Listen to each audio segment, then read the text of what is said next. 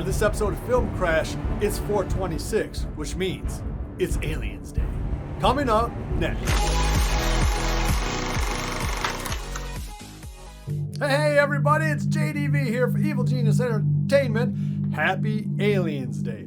Yeah, it's 4/26, which means LV 4/26, which means Aliens Day is upon us. It's hard to believe that just 36 years ago, Jim Cameron's classic sequel came out to movie theaters and wowed the world. It is arguably in the top 3 sequels of all time, probably just behind Empire Strikes Back, and even above probably Godfather 2, because it made such a huge, important contribution to the franchise. Indeed, there would not have been a franchise if Aliens had fallen on its face. And there was a lot of reasons why Aliens might not have worked. Primary reason being that the original director of the great Alien, Ridley Scott, was not employed. In fact, they had hired Jim Cameron essentially for the strength of his script and success of Terminator.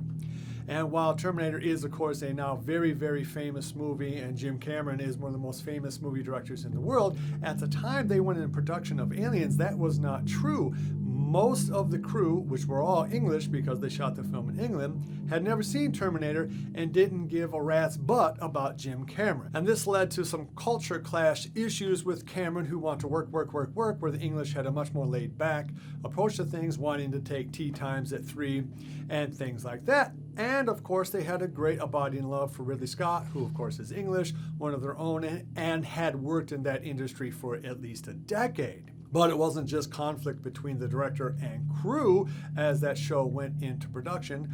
Aliens actually had a relatively small budget considering the success of Alien, so much so that there are a whole lot of things that you might not suspect about that. One is Alien is shot in anamorphic, a much more expensive process to do because it just simply takes more time to set up.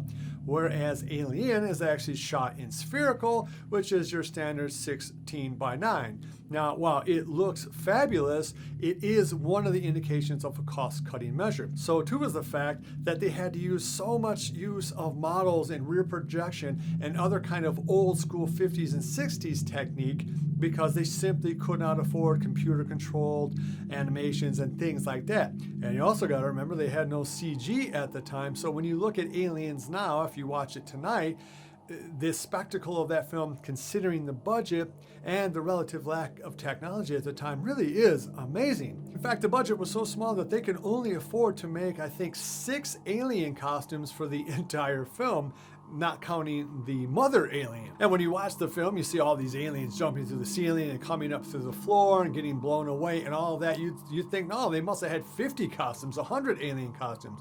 Nope, just the 6. It's just another testimony to just what a brilliant filmmaker Jim Cameron really is. Conflict between the crew and Cameron and a low budget weren't the only problems plaguing Aliens as it was in production. The actor originally cast as Dwayne Hicks, the male lead of Aliens, was not Michael Biehn, but rather James Remar. Remar apparently was fired by Cameron because I think at the time he has substance abuse issues, of course which he has since cleaned up. So at the time you have this relatively inexperienced director firing the male lead, even though he's at war with the crew, wasn't a great thing. But of course, Michael Biehn ended up being absolutely perfect in that role. The chemistry between him and Sigourney Weaver is absolutely undeniable, and one of the things that people really want to see more of in Aliens 3, and part of the reason why that film is such a letdown. Speaking of Sigourney Weaver, of course, Cameron needed her cooperation to make Aliens work at all because, of course, so much of the film relies upon her character. And she had great reservations about doing Aliens because there's so much weapons in the film, so much use of guns, and the fact that guns play such a huge part in Aliens, even though she apparently is very anti-guns.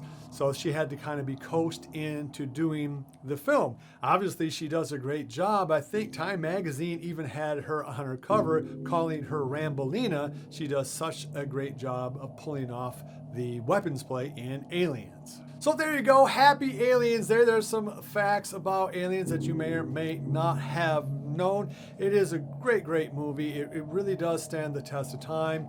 It is a great movie for aspiring filmmakers to watch because there are so many tricks of the trade.